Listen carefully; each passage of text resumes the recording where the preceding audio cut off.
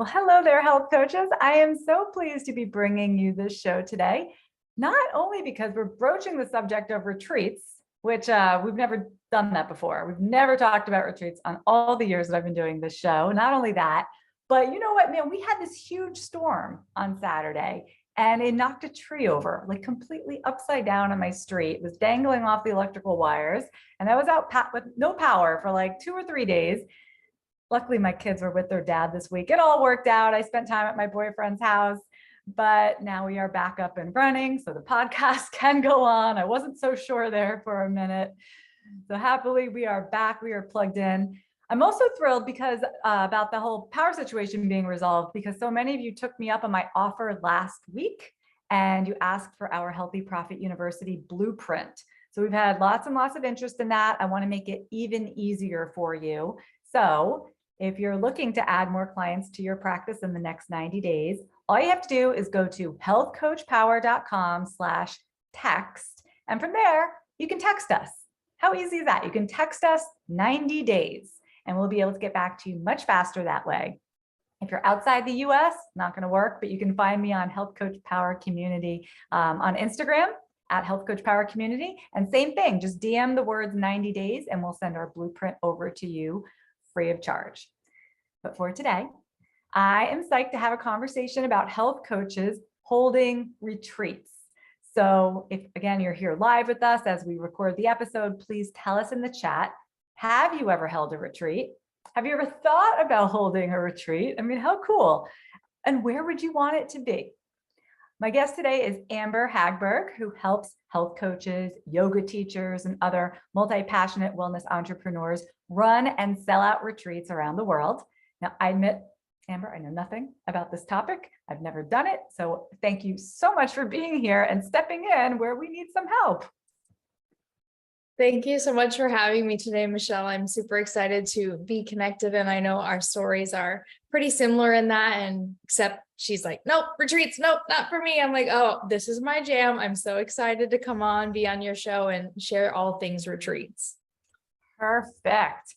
So I want to jump right in. And I know we have a lot of different health coaches in our community. So we have some who are still in school, we have some who've recently graduated, and there are some, like me, been practicing 10, 15 years, we have all kinds. So in your experience, who can run a retreat? Like, do we have to have more experience or a certain level? Do we have to be very good at planning large scale events? Do we also have to be a yoga teacher? Like, who's perfect for this? Good question. Literally anyone that has a desire to run and lead a retreat can, and they can start now. The reason being is it's just about planning, and that can be the overwhelming part, is putting together all of the pieces. But when you know what your vision is, what your mission is, why you want to host retreats, it's starting to market and building a brand around retreats. And in that, it's like, what is your vision, like your business? What is your vision for the retreat?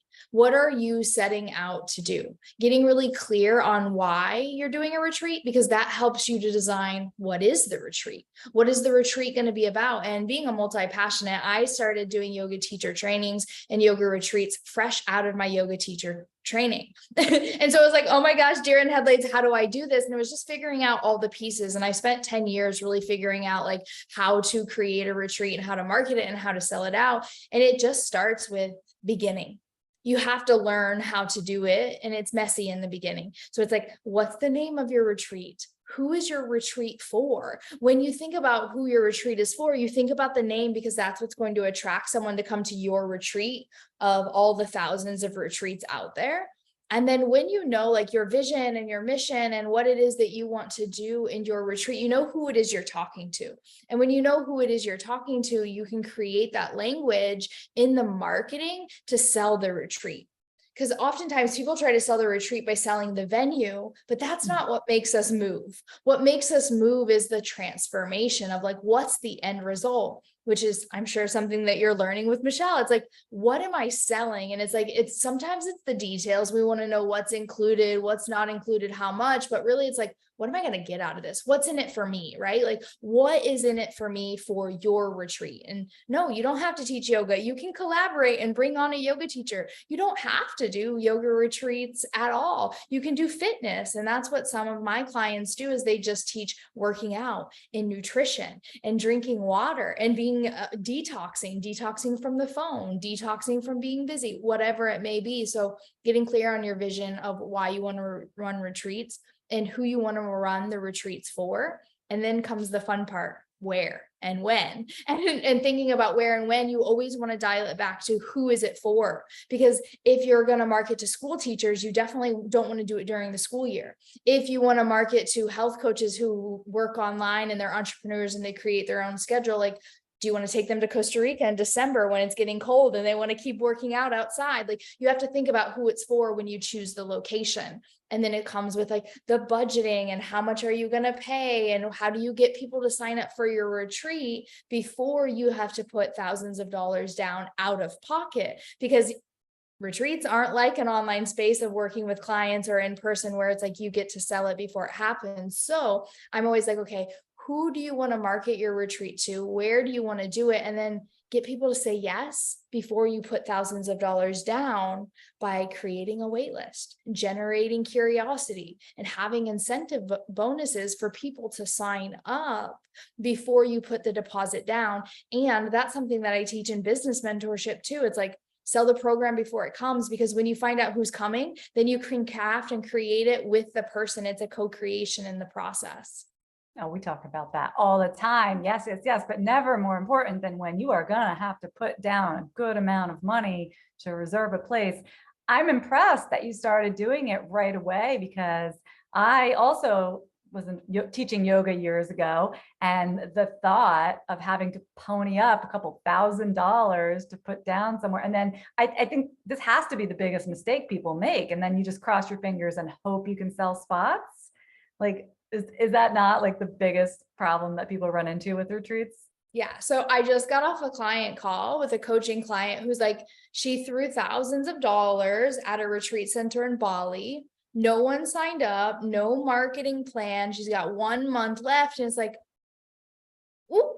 She's like, I just got so excited and I went in for it. And so it's like, we want to reverse engineer the process and sell a couple spots before we invest in the retreat center. And that means planning out, like, I like to say about 6 months.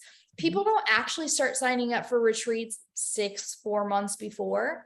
But if you have clients or you have friends that you can get to sign on and put down a deposit, you know it's happening. You literally just need one person to feel the momentum of like, it's happening, especially if you've never done it before. If you've never done it before, you're like, I don't know if I can do this. I want to do this. Maybe I can't do this. And it's like getting your first client.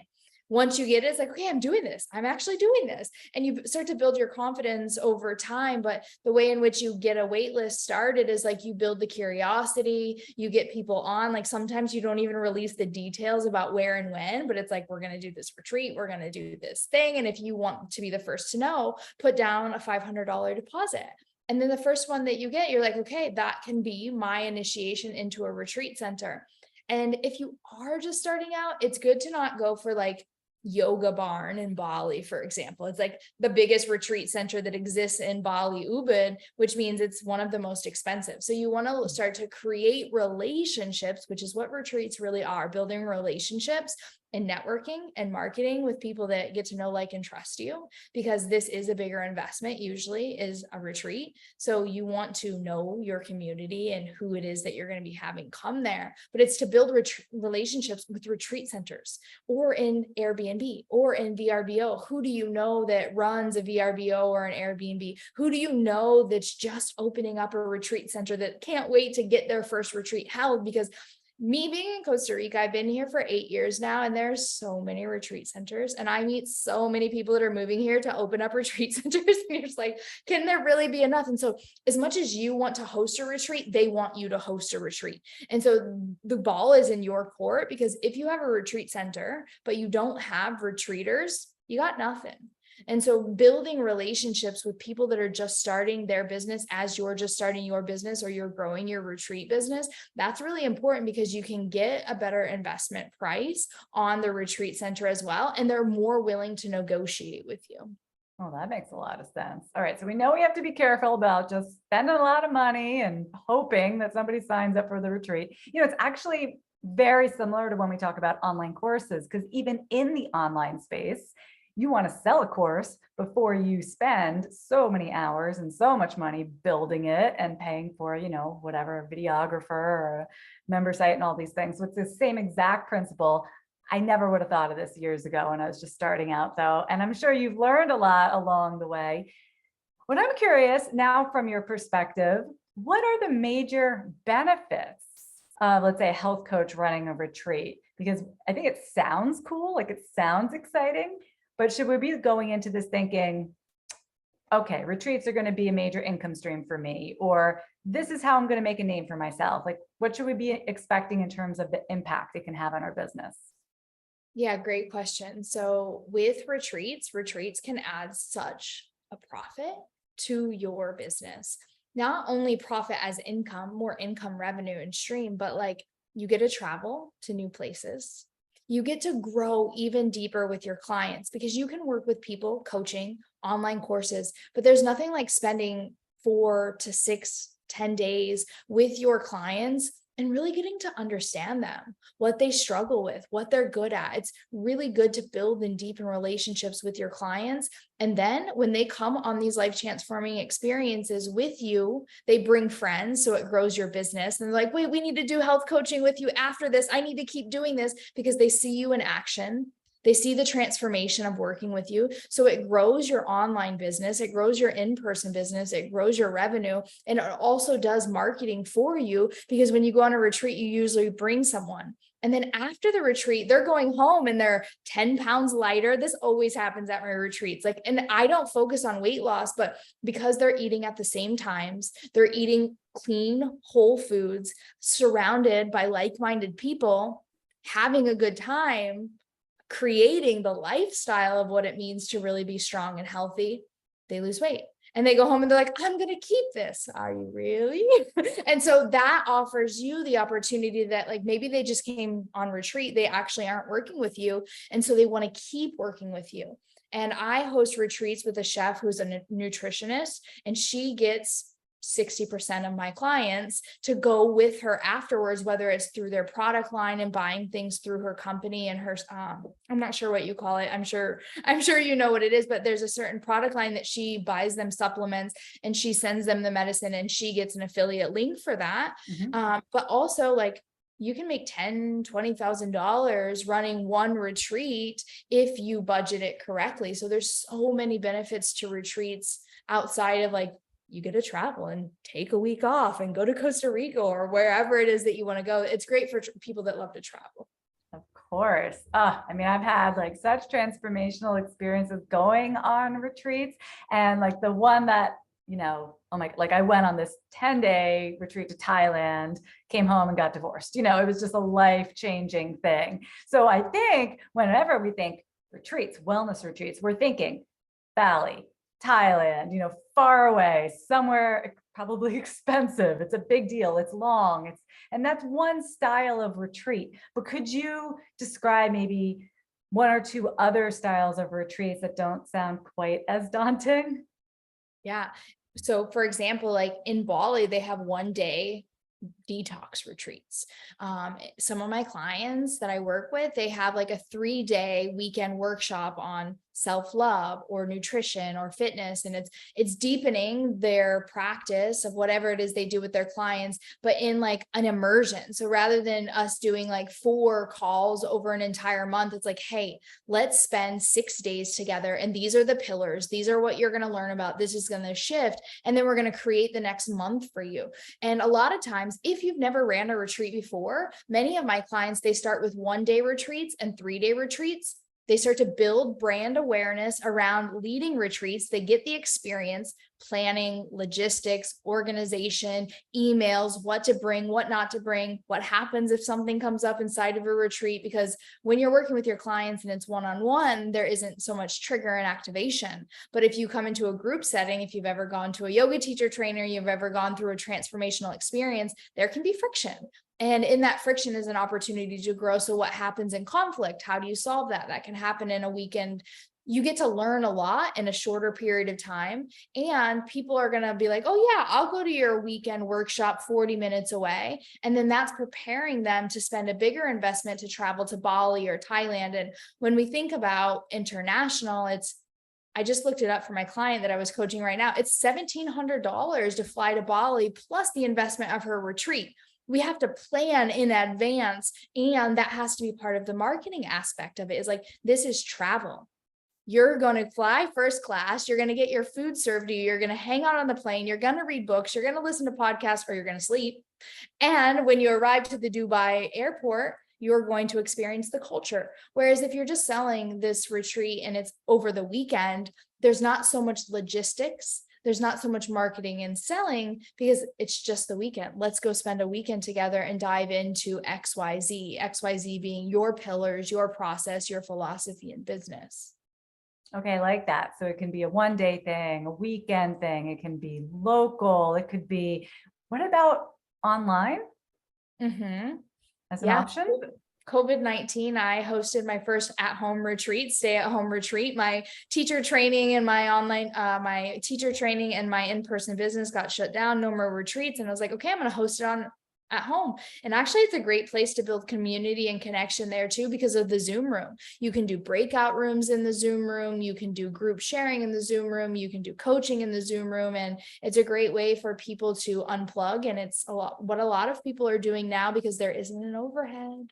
There's no cost in that. And it's a great way for you to plan out the organization of that. Is like, there's a lot that comes when you're creating like a bigger event, and what it takes to like market that, but also to plan it and to make sure that you're showing up for your clients in those moments, like before, during, and after. It's not just like, I guess, planning for an online program, you're thinking of before, during, and after, but when you're like creating a schedule. What are we going to do? How many breaks are we going to take in between workshops? How are we going to digest? Some workshops that you hold can be trigger and activating and emotionally releasing. What program or what class do you go into after one of those? Right. Yeah. I mean, so we might hopefully not have to do this because of a pandemic, but I'm even thinking about health coaches who work with populations who are maybe too sick to be able to travel. You know, if you're working with women who are really struggling with, like, let's say, autoimmune disease, and they have no energy and they're barely able to drag themselves around, they're not going to be flying off to the other side of the world. So having an online retreat might be a way to go. And it sounds like a good way to get used to this idea of scheduling, programming. What am I going to include? Maybe it could be something in person later.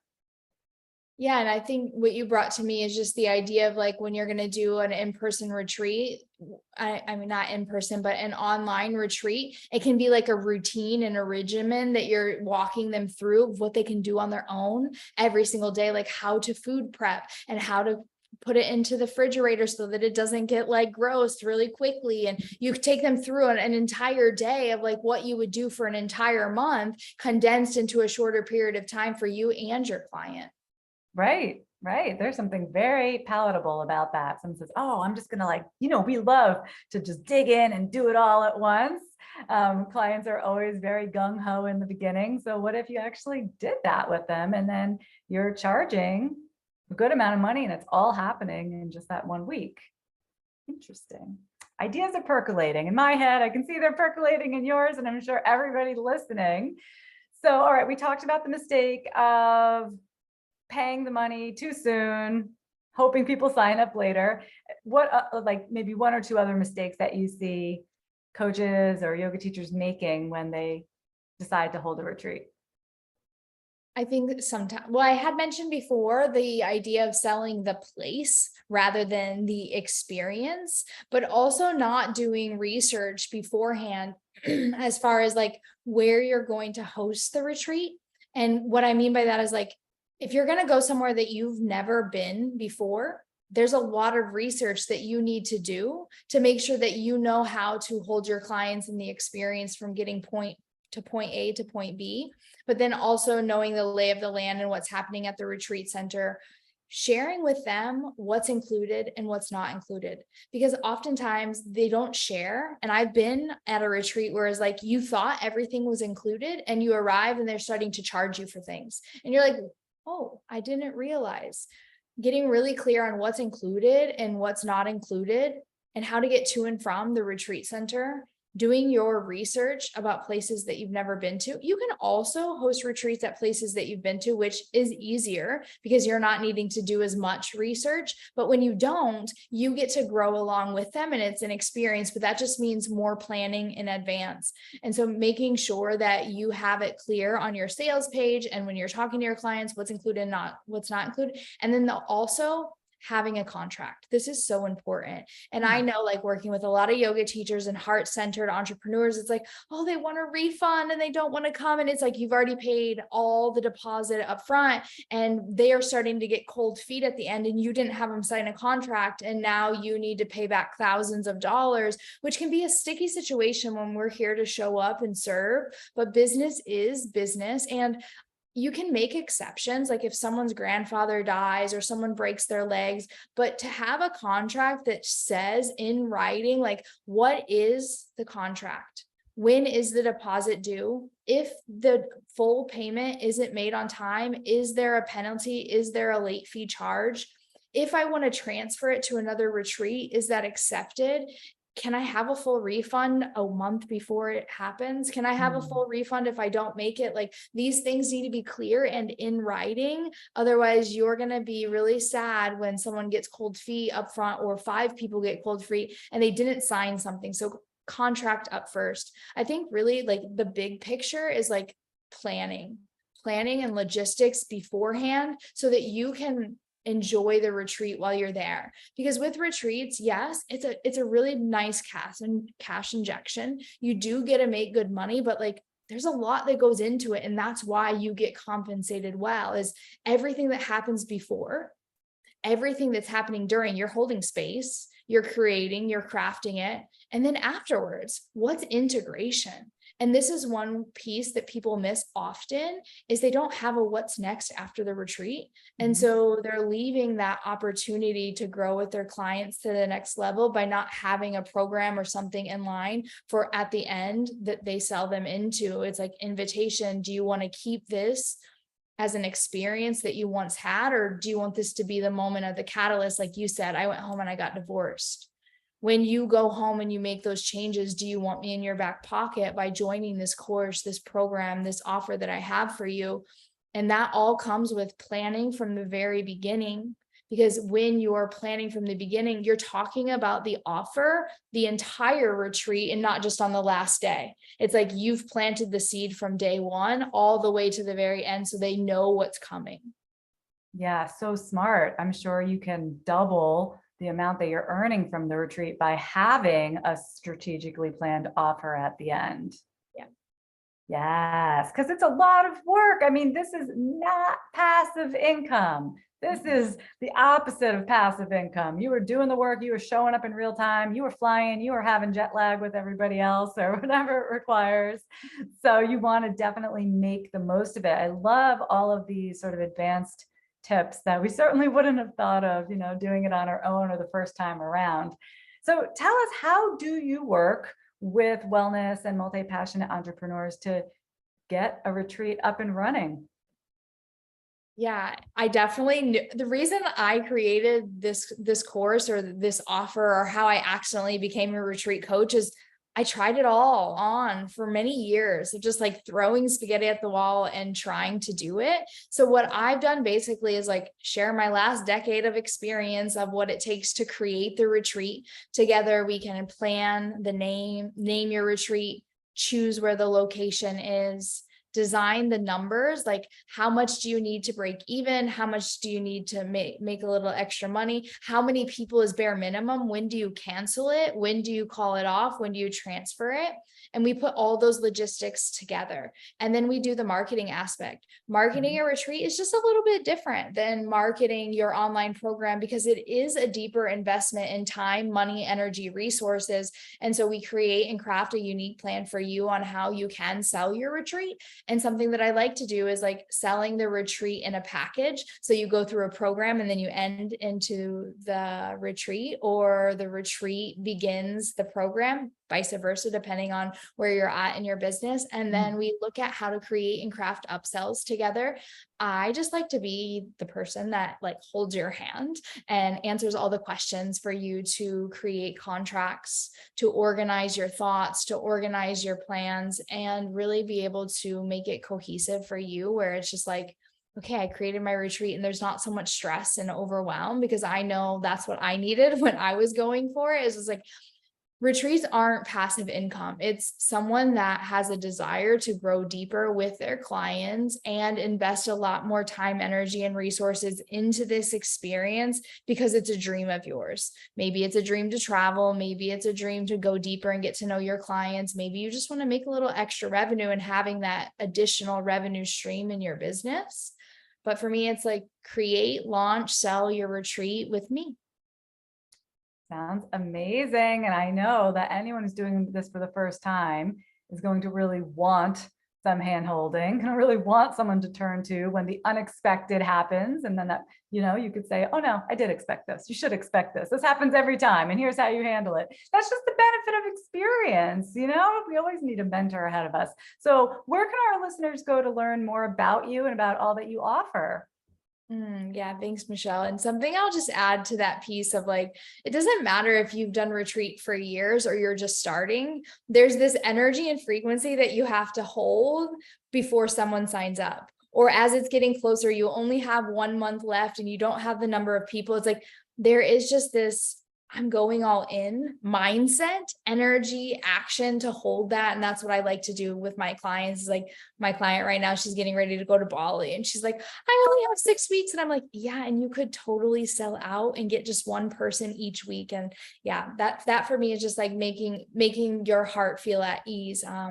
You can find me at Amber Hagberg on Instagram. If you want to check out a mini course that I created just to experience what it's like to work with me, it's a $27 offer. You can go to amberhagberg.com, sold out retreats. And then from there, you can continue to grow together. If you do want more handheld support or you just want to get a strategy session, and soon we'll be bringing Michelle onto my podcast, Amplified Impact. So if you want to listen to the podcast, dive deeper into the heart, for me, what I teach on the podcast is as you grow your inner human, you grow your outer world. And as you grow inside, you attract wealth, happiness, peace, joy, dream life outside as you do the inner soul work inside. Oh, thank you so much, Amber. I'm so glad we were able to bring this topic of retreats into the show. I am grateful to you. Thank you so much, Michelle. And for those of you interested in pursuing retreats, definitely look at what Amber has to offer. If you're more at the stage where you're looking for those private clients, instead, go to healthcoachpower.com/text and just text us the message 90 days. You'll get our free Healthy Profit University blueprint, or DM us on Instagram 90 days. We're at Health Coach Power Community. Enjoy your week, everybody. We will see you next time. Thanks again, Amber. Bye. Bye-bye.